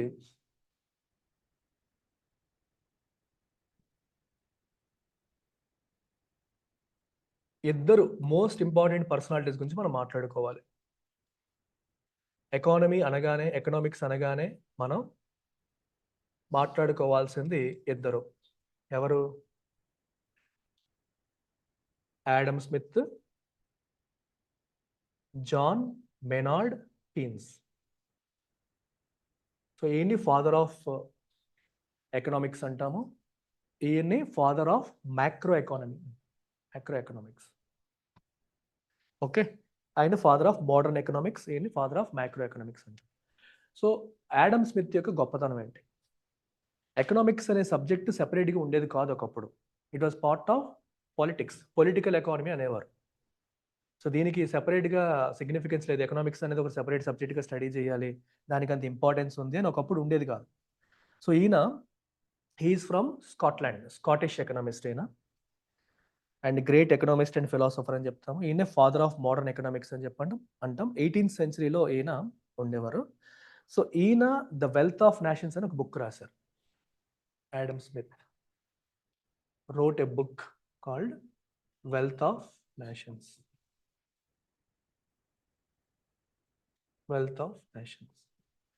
అని బుక్ రాశారు. ఆడమ్ స్మిత్ యొక్క most important contribution to the society or the field of economics is his concept of invisible hand. Very very important and interesting concept ఇది, invisible hand. I'll tell you one example. Adam Smith టైంలో ఒక లండన్లో ఏదో ప్లేస్లో అనుకోండి, అక్కడ ఒక వీధి ఉంది. ఆ వీధిలో బేకరీ షాప్ లేదు, కానీ బేకరీ షాప్కి డిమాండ్ ఉంది, కావాలి, ఉంటే మేము కేకులు ఇలాంటివన్నీ కొనుక్కుంటాం, బ్రెడ్ ఇలాంటివన్నీ కొనుక్కుంటాము, బట్ బేకరీ షాప్ లేదు అని చెప్పి వాళ్ళందరూ ఎదురు చూస్తున్నారు. ఒకడు వచ్చి బేకరీ షాప్ పెట్టాడు. పెట్టగానే ఏమైంది? అందరూ కొండ మొదలు పెట్టారు. సో అక్కడ ఉన్న వాళ్ళందరూ ఫుల్ హ్యాపీ అయిపోయారు. అబ్బా, చాలా మంచోడు, మన కోసం బేకరీ షాప్ పెట్టాడు, ఇలా అనుకుంటాం లేదా మనకి ఏది కావాలని. కానీ వాడు ఎందుకు పెట్టాడు? నీకు మంచి చేయడం కోసం కాదు, వాడు పెట్టింది దేనికోసం? వాడి ప్రాఫిట్ కోసం. సో అక్కడ ఎందుకు వచ్చాడు తను? Self interest. ఎందుకు వచ్చాడు? Self interest. అంటే తన స్వార్థం కోసం, తన స్వప్రయోజనాలు, సెల్ఫ్ ఇంట్రెస్ట్ అంటే స్వప్రయోజనం, తన స్వప్రయోజనాల కోసం తను వచ్చాడు. అంటే ఇక్కడ పెడితే నాకు ప్రాఫిట్ వస్తుంది అని లెక్కేసుకున్నాడు, వచ్చి పెట్టాడు. కానీ దానివల్ల ఏమైంది? ఆ కమ్యూనిటీకి బెనిఫిట్ అయింది, ఎందుకంటే వాళ్ళకి నీడ్ ఉంది, వాళ్ళకి అవసరం ఉంది. అర్థమైందా? వాడికి అవసరం ఉంది, ఆ అవసరం తీరింది. సో ఆడమ్ స్మిత్ ఏమంటారంటే, ఏ ఒక్కడు కూడా ఎవరికో ఏదో చేసేయాలి అనుకోక్కర్లేదు. ఎవరు కూడా ఎవరికో ఏదో ఉద్ధరించేయాలి, చేసేయాలి, పొడి చేయాలి అనుకోవాల్సిన అవసరం లేదు. Every person can act according to his self interest. వాడి స్వప్రయోజనాల కోసం వాడు పని చేయని, కాకపోతే గవర్నమెంట్ నుంచి రెస్ట్రిక్షన్స్ ఉండకూడదు. So he is the one who proposed free market economy. Government restrictions ఉండకూడదు, కంప్లీట్గా ఫ్రీడమ్ ఉండాలి, వదిలేయాలి. వదిలేస్తే ప్రతి ఒక్కడు ఎలా పనిచేస్తాడు? వాడి సెల్ఫ్ ఇంట్రెస్ట్ కోసం వాడు పనిచేస్తాడు. సో ప్రతివాడు వాడి సెల్ఫ్ ఇంట్రెస్ట్ కోసం వాడు పనిచేసినప్పుడు ఆటోమేటిక్గా సొసైటీకి మంచి జరుగుతుంది, automatically it benefits the society అని ఏం చెప్తాడు. ఇంకొక ఎగ్జాంపుల్ చూడండి. ఇప్పుడు యూపీఎస్సీ కోచింగే మీకు బెస్ట్ ఎగ్జాంపుల్. యూపీఎస్సీ కోచింగ్లో రెగ్యులేషన్ లేదు, లైసెన్స్ తీసుకోక్కర్లేదు, ఎవరి దగ్గర అప్రూవల్ తీసుకోక్కర్లేదు, ఎవరన్నా పెట్టచ్చు, రెగ్యులేషన్ లేదు. ఇప్పుడు ఆన్లైన్ వచ్చిన తర్వాత ఇంకా ఆ ఇష్యూస్ కూడా లేవు. ఒకప్పుడు అంటే మార్కెటింగ్ చేయాలి, ఊర్లో పెట్టాలి, ఖర్చులు అవన్నీ ఉండేవి. ఆన్లైన్లో ఆ బాధలు కూడా లేవు, తగ్గిపోయాయి. సో ఇప్పుడు పెట్టే వాళ్ళందరూ దేనికోసం పెడతారు? వాళ్ళ ప్రాఫిట్ కోసం పెడతారు, వాళ్ళ ప్రాఫిట్ కోసం పెడతారు. కానీ దేశంలో ఉన్న ప్రతివాడు వాళ్ళ ప్రాఫిట్ల కోసం పెట్టి దిగడం వల్ల ఏమవుతుంది? కాంపిటీషన్ క్రియేట్ అవుతుంది. కాంపిటీషన్ క్రియేట్ అయ్యి ఏమవుతుంది? ఒకరితో ఒకరు పోటీ పడి వాళ్ళకంటే నేను ఎక్కువ ఇవ్వాలి, వీళ్ళకంటే నేను ఎక్కువ ఇవ్వాలి అని చెప్పి they will try to improve the quality లేదా స్టాండర్డ్ ఆఫ్ కోచింగ్ ఏమవుతుంది? పెరుగుతుంది. ఒకరితో ఒకరు పోటీ పడడం వల్ల ఏమవుతుంది? పెరుగుతుంది. సో వీళ్ళందరూ మీకోసం క్వాలిటీ పెంచుతున్నారా? పెంచట్లేదు. ఎందుకు పెంచుతున్నారు? నేను ఏదో ఎక్స్ట్రా ఇవ్వకపోతే నా దగ్గర రాడు. స్టూడెంట్ నా దగ్గర రావాలంటే పక్కనోడు కూడా నేను ఎక్స్ట్రా ఇవ్వాలి. I have to give something to the student. So student ఏమనుకుంటాడు? బా నాకు ఇక్కడ ఎన్ని వస్తున్నాయి అనుకుంటాడు, ఇక్కడ నాకు చాలా వస్తున్నాయి స్టూడెంట్ అనుకుంటాడు. బట్ స్టూడెంట్ అనుకోవడము తప్పు కాదు, కానీ వీళ్ళు చేసేది దేనికోసం? నన్ను నేను నిలబెట్టుకోవాలి, ఈ కాంపిటీషన్లో నన్ను నేను నిలబెట్టుకోవాలి, నేను డిఫరెన్షియేట్ చేసుకోవాలంటే I have to give something that the other person is not giving. పక్కనోడు ఇవ్వని వాటిని నేను ఇవ్వాలి, అప్పుడే నా దగ్గరికి వస్తారు అనే ఉద్దేశంతో అందరూ ఫైట్ చేస్తారు. వాళ్ళ సెల్ఫ్ ఇంట్రెస్ట్ కోసమే ఫైట్ చేస్తారు. ఈ ప్రాసెస్లో స్టాండర్డ్ ఆఫ్ కోచింగ్ పెరుగుతుంది లేదా ప్రైస్ తగ్గుతుంది. రెండు సొసైటీకి మంచివే. కన్జ్యూమర్ పాయింట్ ఆఫ్ మేము కొట్టుకుంటే ఎవరికి బెనిఫిట్? మీకే కదా. ఈ కోచింగ్ ఇచ్చే వాళ్ళందరూ కొట్టుకుంటున్నారు నేను అని చెప్పి. దానివల్ల ఎవరికి బెనిఫిట్? స్టూడెంట్కి బెనిఫిట్ అవుతుంది. ఒక 5 ఏళ్ల క్రితం కోవిడ్ రాకముందు యూపీఎస్సీ అంటే అసలు అందుబాటులో ఉండేదే కాదు. ఇమాజిన్ మీ సూపర్ సీనియర్స్ కానీ ఎవరైనా యూపీఎస్సీ కోచింగ్కి వెళ్తే 10,000, 20,000, 30,000, 40,000 అనే మాటలే వినిపించవు. యూపీఎస్సీ అంటేనే లక్షలు, 1,20,000. అప్పట్లో 5 years బ్యాకే 1 lakh పైనే ఉండే ఫీజులు. ఇయర్ ఏమవ్వాలి? ఇన్ఫ్లేషన్ రావాలి. కానీ ఇక్కడ ఏమవుతుంది? డిఫ్లేషన్ వస్తుంది. మీరు గమనిస్తున్నారా? డిఫ్లేషన్ వస్తుంది యూపీఎస్సీ కోచింగ్ ఫీలో, తగ్గుతోంది. లక్షల్లో పెడితే కానీ మనకి వచ్చేది కాదు, ఇప్పుడు వేలల్లో అందుబాటులో వచ్చేసింది. ఎందుకు? Because of Covid. ఆన్లైన్ రావడం వల్ల, ఎక్కువ మంది పోటీ పడడం వల్ల, ఒకరితో ఒకళ్ళు పోటీ పడి ఈ ఆన్లైన్ వల్ల ఆఫ్లైన్ కూడా తగ్గించాల్సి వస్తుంది. ఇప్పుడు ఢిల్లీలో సగం ఇన్స్టిట్యూట్స్లో 50% సీట్లు ఫిల్ అవ్వలేదండి. చాలా ఇన్స్టిట్యూట్స్, ఆఫ్లైన్ ఇన్స్టిట్యూట్స్, ఢిల్లీలో ఉన్న ఇన్స్టిట్యూట్స్ ఫ్యాకల్టీకి శాలరీలు పే చేయలేకపోతున్నారంట.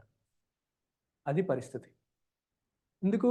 ఇంటెన్స్ కాంపిటీషన్ విపరీతంగా పెరిగిపోవడం వల్ల ఎలాంటి పరిస్థితులు వస్తుంటాయి. సో దీనివల్ల ఏమవుతుంది? సొసైటీకి, స్టూడెంట్స్కి మంచిదే. స్టూడెంట్ పాయింట్ ఆఫ్ వ్యూ ఇది మంచిదేనంటే అబ్సల్యూట్లీ మంచిదే. కొన్నాళ్ళకి ఏమవుతుంది? కొన్ని ఇన్స్టిట్యూట్లు ఎత్తేస్తాయి నడపలేక, అప్పుడు మళ్ళీ తగ్గుతారు. ఇందాక చెప్పిన క్వాంటిటీ డిమాండెడ్, క్వాంటిటీ సప్లైడ్. ఇంత తక్కువ ప్రైస్ పాయింట్లో క్వాంటిటీ సప్లైడ్ ఏమవుతుంది? మెల్లమెల్లగా తగ్గే పరిస్థితి వస్తుంది. కొందరు ఎత్తేస్తారు, అప్పుడు మళ్ళీ ఒక ఈక్విలిబ్రియం సెట్ అవుతుంది. బట్ ఇదంతా పక్కన పెడితే యాడమ్ స్మిత్ చెప్పింది ఏంటి?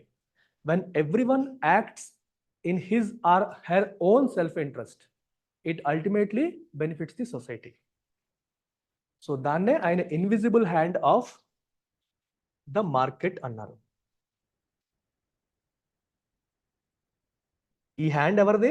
ఈ సొసైటీకి మంచి చేస్తున్న హ్యాండ్ ఎవరిది? మార్కెట్ది. మార్కెట్ అంటే అర్థం ఏంటి? The forces of, what is the meaning of market? The forces of demand and supply. Demand and supply dynamics, దాన్నే మనం మార్కెట్ అని రెఫర్ చేస్తాం. ఇది invisible hand which is ultimately benefiting the society అని ఎవరు చెప్పారు? Adam Smith. అందుకే government intervene అవ్వాల్సిన అవసరం లేదు. మీరు వదిలేయండి, వాళ్ళు కొట్టుకుంటారు, వాళ్ళు పోటీ పడతారు. ఇప్పుడు ఫర్ ఎగ్జాంపుల్ ఒక అతను ఫస్ట్ కంపెనీ పెట్టాడు, అడొక్కడ ఇంకెవరు లేరు, భయంకరంగా ప్రాఫిట్స్ వస్తున్నాయి. ఇప్పుడు నువ్వు గవర్నమెంట్ ఏం చేయక్కర్లే, అలా వదిలేయండి అంతే. వాడిని చూసి ఇంకోటి వస్తాడు, ఓహో ఈ ఫీల్డ్లోకి వెళ్తే ఇంత ప్రాఫిట్స్ వస్తాయా ఆయన రియలైజ్ అయ్యి ఇంకోటి వస్తాడు. వాడికి నువ్వు అడ్డు పెట్టకంతే. గవర్నమెంట్ వచ్చేసి నువ్వు అంత ప్రైస్ పెట్టుకు తగ్గించని కూడా చెప్పొద్దు, వదిలే అంటాడు ఈయన. ఒకే ఒక ఇన్స్టిట్యూట్ ఉందనుకోండి దేశం మొత్తంలో, బాజీరామ్ ఒకటే ఉంది, ఆడ 5 లక్షలు ఫీజు పెట్టాడు. గవర్నమెంట్ ఇంటర్వ్యూన్ అవ్వద్దు, వదిలేయండి. యాడమ్ స్మిత్ పాయింట్ ఆఫ్ వ్యూలో అయితే ఓకే, యూపీఎస్సీ కోచింగ్లో 5 లక్షలు వస్తాయా, అయితే నేను వస్తాను, విజన్ వస్తుంది, నెక్స్ట్ వస్తుంది, ఇంకోటి వస్తాడు. అప్పుడు ఆడ 5 పెట్టాడు కాబట్టి నేను కొంచెం తగ్గిస్తాను, నేను 4 పెడతాడు, ఇంకోటి 3 పెడతాడు. ఆ పోటీ పడి అల్టిమేట్గా తగ్గుతుంది. లేదా నేను 5 పెడతాను కానీ వాడికంటే ఎక్కువ క్వాలిటీ ఇస్తాను. ఎయిదర్ నువ్వు you match the price and increase the quality, or match the quality or reduce the price. ఏదో ఒకటి చేస్తే నీ దగ్గరికి వస్తారు. సో ఇలా పోటీ జరిగి అల్టిమేట్గా బెనిఫిట్ వస్తుంది అని ఆయన చెప్పడం అనేది జరిగింది. ఓకే, వాళ్ళు ఇంటెన్షనల్లీ కాదు, unintentionally they promote the societal wellbeing. ఎవరు సొసైటీకి పొడి చేద్దామని చేయట్లేదు, అక్కడ వాడి కోసం వాడు చేస్తున్నాడు. ఈ ప్రాసెస్లో సొసైటీకి కూడా హెల్ప్ అవుతుంది. అది అర్థమైందా? అంతే. This is what Adam Smith proposed. And he also emphasize the concept of division of labour. Division of labour అంటే అర్థం ఏంటి? అన్ని పనులు ఒకలే చేసేయకూడదు, స్పెషలైజేషన్ అనేది ఉండాలి. మార్కెటింగ్ పని మార్కెటింగ్, ఫినాన్స్ పని ఫినాన్స్, ఆపరేషన్స్ పని ఆపరేషన్స్, అంటే ఒక్కొక్కరు ఒక్కొక్క పని షేర్ చేసుకోవడం వల్ల ఓవరాల్ ఎఫిషియన్సీ అనేది ఇంప్రూవ్ అవుతుంది. అంటే ఒకే మనిషి 10 పనులు చేస్తున్నాడు అనుకోండి, వాడు ఎందులోనూ పర్ఫెక్ట్గా ఉండడు. అలా కాకుండా వాడికి ఒక దాంట్లో బాగా ట్రైనింగ్ ఇవ్వు, వాడికి ఆ పని చేయించు. వేరే దానికి ఇంకోటి తీసుకురా, వాడితో ఆ పని చేయించు. అప్పట్లో ఇప్పుడు అలాగే జరుగుతుంది, కానీ ఒకప్పుడు అలా జరిగేది కాదు. ఫ్యాక్టరీకి వెళ్ళారు అనుకోండి, మా 10 మంది ఉన్నారు, 10 మందికి ఫ్యాక్టరీలో 10 రకాల పనులు ఉన్నాయి అనుకో, 10 మందికి 10 పనులు తెలిసి ఉండేవి. సో ఏ పనికి ఏమంటే ర్యాండమ్గా వెళ్ళి చేసేవారు ఒకప్పుడు. దానివల్ల ఎఫిషియన్సీ ఉండట్లేదు, ఒక్కొక్కడు ఒక్కొక్క రకమైన పని బాగా చేస్తాడు, ఇంకో రకమైన పని బాగా చేయలేకపోవచ్చు. సో ఒక్కొక్కడిని ఒక్కొక్క పనిలో మనం ట్రైన్ చేసాం అనుకో, వీడు ఈ పని చేసుకుంటాడు, వాడు ఆ పని చేసుకుంటాడు, వాడు అదే పని రిపీటెడ్గా చేస్తారు కాబట్టి ఎఫిషియెంట్గా చేస్తారు. నువ్వు ఈరోజు ఒక పని చేసావు, మొదటి రోజు బాగా చేయలేదు, కానీ రెండో రోజు, మూడో రోజు, నాలుగో రోజు, ఐదో రోజు చేసే కొద్దికి స్పీడ్ పెరుగుతుంది, ఎఫిషియన్సీ పెరుగుతుంది. So that is what he proposed. Division of labour వల్ల మనకి తక్కువ టైంలో ఎక్కువ అవుట్పుట్ వస్తుంది, ఎఫిషియన్సీ అనేది పెరుగుతుంది అని డివిజన్ ఆఫ్ లేబర్ని కూడా ప్రపోజ్ చేశారు యాడమ్ స్మిత్.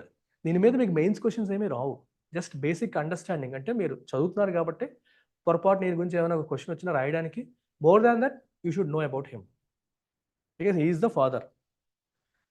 మదర్ ఎవరైనా అడగండి. అది సో ఈయన తర్వాత మనకి JM Keynes, John Maynard Keynes. So John Maynard Keynes ఏమంటున్నాం మనం, father of macro economics. Macro అంటే ఏంటి? What is macro economics? Macro, micro కాదు, మ్యాక్రో. పెద్దదంటే ఏంటి? ఎఫెక్టింగ్ ద ఎంటైర్ నేషన్, అంటే మొత్తం కంట్రీని ఇన్ఫ్లుయెన్స్ చేసేవన్నీ కూడా మ్యాక్రో ఎకనామీ కిందకి వస్తాయి. ఈయన్ని ఇప్పుడు ఇందాక ఏం చెప్పాను మీకు, యాడమ్ స్మిత్. యాడమ్ స్మిత్ ఏం చెప్పారు? గవర్నమెంట్ ఏ విషయంలో కూడా ఇంటర్వ్యూని అవ్వకూడదు, అలా వదిలేయాలి. Corporates, private, market has something called self interest, market has something called self correction. అంటే ఏదైనా క్రైసిస్ వచ్చినా సరే అప్పుడు కూడా గవర్నమెంట్ ఇన్వాల్వ్ అవ్వకూడదు, వదిలేస్తే మార్కెటే కరెక్ట్ చేసుకుంటుంది, తనని తాను అదే కరెక్ట్ చేసుకుంటుంది. అంటే ఫర్ ఎగ్జాంపుల్ ఇప్పుడు బాగా ప్రైసులు పడిపోయాయి అనుకోండి, కంపెనీస్ లాస్ అయిపోతున్నాయి అనుకోండి, అప్పుడు ఏం చేస్తారు? నడపలేని కంపెనీలన్నీ ఎత్తేస్తాయి. అప్పుడు ఏమవుతుంది? మార్కెట్లో సప్లై తగ్గిపోద్ది, సప్లై పెరిగి మళ్ళీ ప్రైస్ ఏమవుతుంది? పెరుగుతుంది. Correction, self correction. అలా మార్కెటే సెల్ఫ్ కరెక్షన్ చేసుకుంటుంది, గవర్నమెంట్ ఊరికే ఇన్వాల్వ్ అవ్వాల్సిన అవసరం లేదు అని ఎవరు చెప్పారు? Adam Smith. కానీ 1920s, లేట్ 1920s అమెరికాలో గ్రేట్ డిప్రెషన్ వచ్చింది. గ్రేట్ డిప్రెషన్ అంటే రిసెషన్కి తాత. రిసెషన్ అంటే వరుసగా జీడిపి డీగ్రో అవడం, negative growth, year on year production తగ్గిపోవడం, కంట్రీలో ప్రొడక్షన్ రోజు రోజుకి తగ్గిపోతూ ఉంటే దాన్ని ఏమంటాం? ఇయర్ ఆన్ ఇయర్ తగ్గిపోతూ ఉంటే రిసెషన్ అంటాం. అదే పనిగా అలా కాకుండా అది కొన్ని సంవత్సరాల పాటు సాగితే డిప్రెషన్, 10 ఏళ్ల పాటు సాగింది అమెరికాలో, అందుకే గ్రేట్ డిప్రెషన్. 1928-29 నుంచి 1938-39 వరకు నడిచింది. 1920s అంతా అమెరికన్ స్టాక్ మార్కెట్ పెచ్చగా రైజ్ అయిపోయింది. లేట్ 1920s స్టాక్ మార్కెట్ కొప్పుకోలేదు, అక్కడి నుంచి రిసెషన్ మొదలై 10 ఏళ్ల పాటు సాగింది. ఆ టైంలో క్లాసిక్ ఎకనామిక్స్ ఏం చెప్తుంది? మీరు ఏమి ఇన్వాల్వ్ అవ్వకూడదు, గవర్నమెంట్ ఏం చేయాలి? ఏం చేయకూడదు, ఊరుకోవాలి. అదేగా క్లాసిక్ ఎకనామిక్స్ చెప్తుంది, యాడమ్ స్మిత్ చెప్పింది. సో సైలెంట్గా ఉండాలి, సైలెంట్గా ఉండి ఆటోమేటిక్గా కరెక్షన్ అయిపోతుంది. ఏం చెప్తున్నా జరగట్లేదు, కరెక్షన్ జరగట్లేదు. అప్పుడు జేఎం కీన్స్ వచ్చారు. ఈయన వచ్చి గవర్నమెంట్ అలా సైలెంట్గా ఉండకూడదు అని చెప్పారు. మరి ఏం చెప్పారు ఆయన? మార్కెట్ అనేది బాగాలేనప్పుడు, అంటే మార్కెట్ బాగాలేదంటే అర్థం ఏంటి? ఎవరు ఏ వస్తువులు కొనట్లేదు, వస్తువులకి సేవలకి డిమాండ్ లేదు. మరి డిమాండ్ లేదు కాబట్టి ఎవడు ప్రొడక్షన్ చేయడం మానేశాడు. ప్రొడక్షన్ చేయడం మానేస్తే ఎంప్లాయ్మెంట్ ఉండదు. అటు ప్రొడక్షన్ చేస్తే కదా ఎంప్లాయ్మెంట్ పెట్టుకుంటాడు. ఎంప్లాయ్మెంట్ లేకపోతే జీతాలు ఉండవు, జీతాలు లేకపోతే ఆదాయం ఉండదు, ఆదాయం లేకపోతే మళ్ళీ నువ్వేం కొనలేవు. ఇంక ఇదే కంటిన్యూటీ. ఇప్పుడు నేను ఒక టీవీ కొన్నాను, టీవీ పాయింట్ ఆఫ్ వ్యూలో నేను కన్జ్యూమర్ని, కానీ నేను కార్ల కంపెనీలో పనిచేస్తున్నాను. కార్ పాయింట్ ఆఫ్ వ్యూలో నేను ఎంప్లాయీని. అర్థమైందా మీకు? ప్రతి ఒక్కరు అంతే కదా సార్, కొన్నోడే తయారు చేయడు కదా అనుకోవచ్చు. కానీ ఒక దగ్గర నువ్వు కొంటావు, ఒక దగ్గర కన్జ్యూమర్వి, నువ్వే ఇంకో దగ్గర ప్రొడ్యూసర్కి సహాయం చేస్తున్నావు కదా. నువ్వు కంపెనీ పెట్టక్కలే, కంపెనీలో పని చేస్తున్నావు కదా, గవర్నమెంట్లోనైనా ఎక్కడ కంపెనీలో పని చేస్తున్నావు కదా. అలా ఆ పాయింట్ ఆఫ్ వ్యూలో ఆలోచించండి. సో ఈ కీన్స్ ఏమంటారంటే, అలా సైలెంట్గా ఉంటే పని అవ్వదు. ఇప్పుడు రిసెషన్ వచ్చింది అనుకోండి, ఇదే సిచ్యువేషన్ వస్తుంది, అలాగే ఊరుకుండిపోతే ఆటోమేటిక్గా పని అయిపోద్ది అంటే అవ్వదు. అందుకని కీన్స్ ఏమంటారు, అలాంటి టైంలో when people are not ready to spend, when people don't have cash in their hands, government వచ్చి ఖర్చు పెట్టాలి అంటాడు. When no one is spending, government must spend. Government ఏం చేయాలి? ప్రజలకి ఫ్రీబీస్ ఇవ్వచ్చు, వెల్ఫేర్ స్కీమ్స్ పెట్టచ్చు, లేదా గవర్నమెంటే ప్రాజెక్టులు టేకప్ చేసి ఎంప్లాయ్మెంట్ క్రియేట్ చేయొచ్చు. రోడ్లు, బిల్డింగ్లు, పవర్ లైన్స్ ఏదో ఒకటి పెట్టేసి ఫుల్ ఎంప్లాయ్మెంట్ క్రియేట్ చేయొచ్చు. చేస్తే ప్రజల చేతులకు ఏమొస్తాయి? డబ్బులు వస్తాయి. వచ్చాక వాళ్ళు ఏం చేస్తారు? కొనడం మొదలెడతారు. కొనడం మొదలెడితే వస్తువులు సేవలకి డిమాండ్ పెరిగింది, మళ్ళీ ప్రొడక్షన్ పెరిగింది, మళ్ళీ ఎంప్లాయ్మెంట్ పెరిగింది. ఇలా మొత్తం మార్కెట్ డౌన్ ఉన్నప్పుడు గవర్నమెంట్ ఇంటర్వ్యూన్ అవ్వాలి. ఇంటర్వ్యూన్ అయ్యి ఎవరు కొన్నప్పుడు గవర్నమెంట్ ఖర్చు పెట్టాలి. ఒకవేళ బడ్జెట్ కన్నా అప్పు తీసుకోవాల్సి వచ్చినా తీసుకునే ఖర్చు పెట్టాలి. మార్కెట్ రికవర్ అవుతుంది. రికవర్ అయ్యి మళ్ళీ పీక్స్లోకి వెళ్ళినప్పుడు గవర్నమెంట్ సైలెంట్ అయిపోవాలి, ఖర్చు ఆపేయాలి, ట్యాక్సులు పెంచాలి, తీసేసుకోవాలి. అర్థమైందా? మార్కెట్ బాగుంది అనుకోండి, everyone is spending huge amount of money, production బాగుంది, ఎంప్లాయ్మెంట్ బాగుంది, ప్రజల దగ్గర డబ్బులు ఎక్కువ ఉన్నాయి.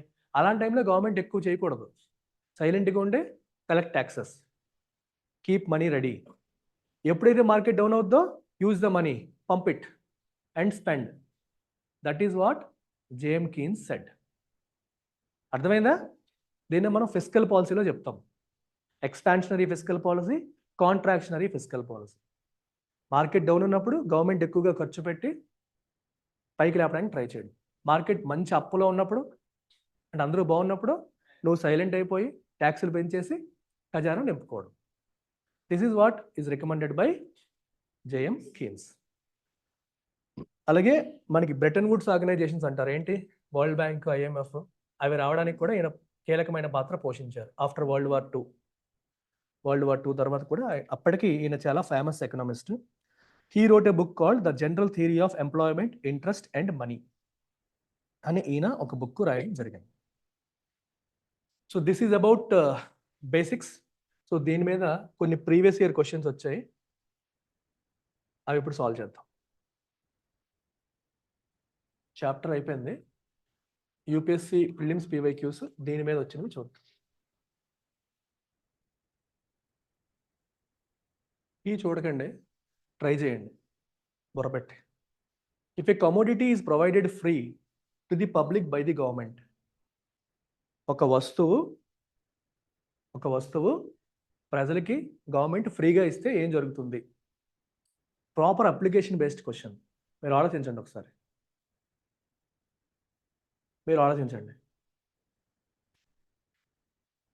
ఆప్షన్స్ చూడకండి, మీరు ఆలోచించండి. Just think what happens when the government gives something for free. మీరు ఏమనుకుంటారు?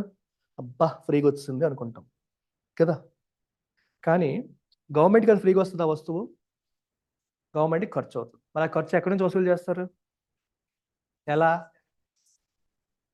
ఇప్పుడు ఆన్సర్ చేయండి.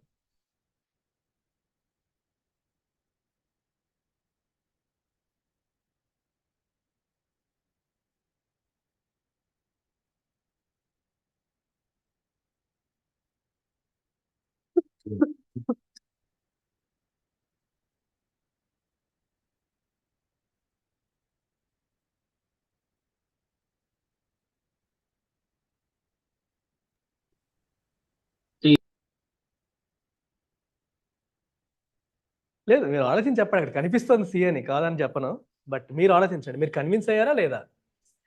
అది ఇంపార్టెంట్. ఓకే, కనిపిస్తుంది కాదని సి చెప్పడం కాదు, ఆ అబ్బాయి కూడా ఆలోచించి చెప్పుకుంటాడు, మీరు ఎందుకు నవ్వేస్తారు? ఓకే, సో ఇక్కడ ఏమైంది? ఆపర్చునిటీ కాస్ట్ కన్జ్యూమర్స్ నుంచి ఎటు ట్రాన్స్ఫర్ అయిపోయింది? ట్యాక్స్ పేయింగ్ పబ్లిక్కి. అంటే వీళ్ళకి ఫ్రీగా ఇవ్వడం వల్ల వాళ్ళు నష్టపోయారు, ద కాస్ట్ వాళ్ళ మీద పడిపోయింది. అందుకే అంటారు ఫ్రీబీస్ ఎక్కువగా ప్రభుత్వాలు ఇస్తున్నాయంటే ఆ భారం ఎవరి మీద పడుతుంది? ప్రజల మీదే. ఎలా? ట్యాక్స్ రూపంలో పడుతుంటుంది. అది మీరు అర్థం చేసుకోవాలి. 2018లో అడిగారు. అందుకే ఈ కాన్సెప్ట్ చెప్పడానికి కారణం అది, ఆపర్చునిటీ కాస్ట్. అందుకే చెప్పాను. నేను అన్ని పీవైక్యూస్ చూశాను, లాస్ట్ 10 years పీవైక్యూస్ అన్ని చూసి ఏ థీమ్స్ మీద అడుగుతున్నారో చూసి దాన్ని బట్టి క్లాసెస్ డిజైన్ చేశాను. అందుకే మీకు చెప్తున్నాను, వేరే బుక్స్ మీరు రిఫర్ చేయక్కర్లేదు, you can stick to my PDF. ఇంకా ఏమన్నా ఇప్పుడు 2024 కూడా చూశాను ఆల్రెడీ. అందులో ఇంకేమైనా థీమ్స్ ఉంటే అవి యాడ్ చేస్తాను. సో ఎవ్రీ ఇయర్ ఇది ఆల్రెడీ ఉంది, 23 వరకు యాడెడ్ దీంట్లో. 24 కూడా ఇప్పుడు చూసేసి కలిపేస్తాం, అయిపోయింది. 25 వచ్చాక అది కూడా కలిపేస్తాం. సో మీకు జస్ట్ ఇంక్రిమెంటల్ ఎడిషన్ చేస్తే సరిపోతుంది. పాత డేటా ఉంటే రీప్లేస్ చేస్తూ ఉంటాం, అంతే. మీరు మళ్ళీ అటు తిప్పి ఇటు తిప్పి ఈ బుక్ తీసి ఆ బుక్ తీస్తే కన్ఫ్యూజ్ అవడం తప్ప ఉపయోగం లేదు. ఏదో సాటిస్ఫాక్షన్కి 10 బుక్కులు చదువుతాం అనుకుంటారు కానీ నాట్ నీడెడ్. ఇప్పుడు మీకు ఆన్సర్ కనపడడం లేదు. అది కమాన్ కమాన్ కమాన్ చచ్చారు. ఇప్పుడు చేయండి.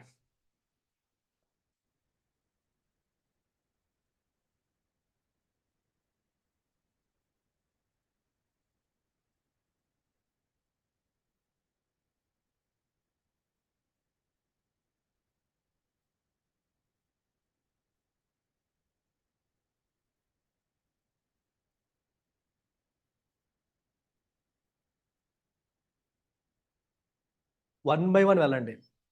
ఒక ఆప్షన్ అది అవునా కాదా, సెకండ్ ఆప్షన్ అవునా, అలా వెళ్ళండి. మీరు చేయగలరు, నేను చెప్పాను క్లాస్లో.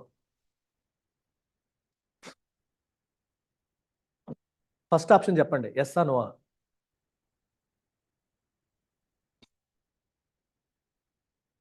Yes, sir. టీ ప్రైస్ పెరిగితే కాఫీ డిమాండ్ పెరుగుతుందా పెరగదా?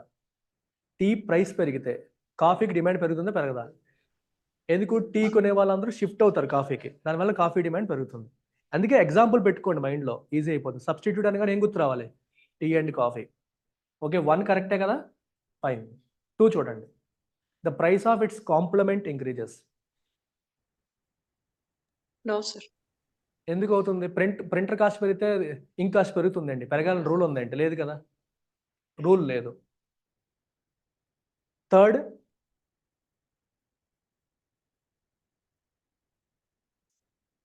ఆలోచించండి.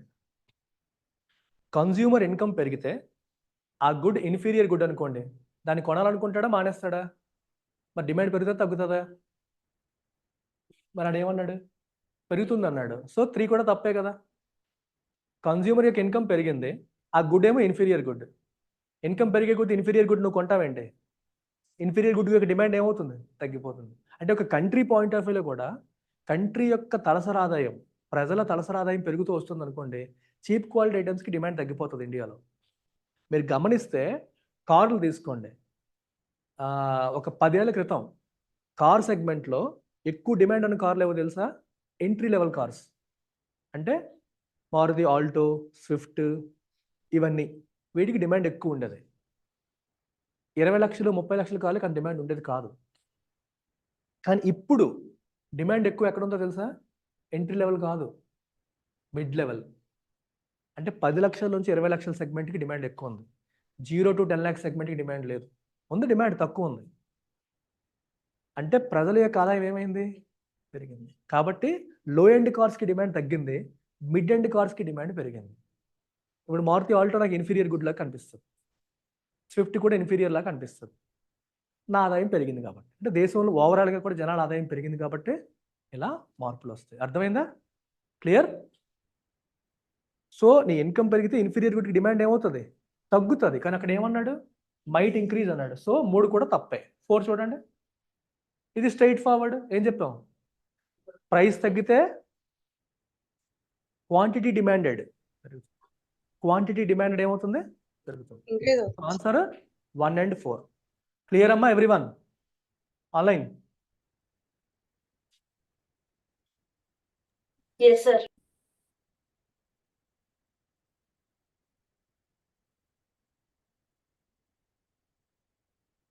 ఇది ఎప్పుడు వచ్చింది? 2021లో.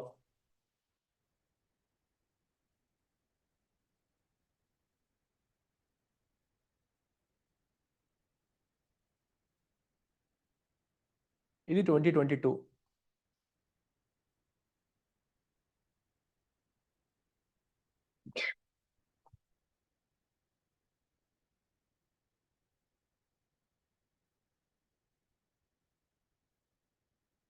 Which of the following activities constitute real sector in the economy? Real sector, financial sector, real sector మాట్లాడుకున్నావా? బ్యాంకులు ఏ సెక్టర్? స్టాక్ మార్కెట్స్, బాండ్స్, ఇవన్నీ ఫైనాన్షియల్ సెక్టర్. అవి కాకుండా రియల్ సెక్టర్. సో ఫస్ట్ది ఏంటి? రియల్ సెక్టరేనా? రెండోది ఏంటి? రియల్ సెక్టరేనా? So 1 and 2 real sector. మూడోది నో. నాలుగోది so No. Answer 1 and 2 only 2022లో అడిగారు. 2. అంతే అనుకుంటా.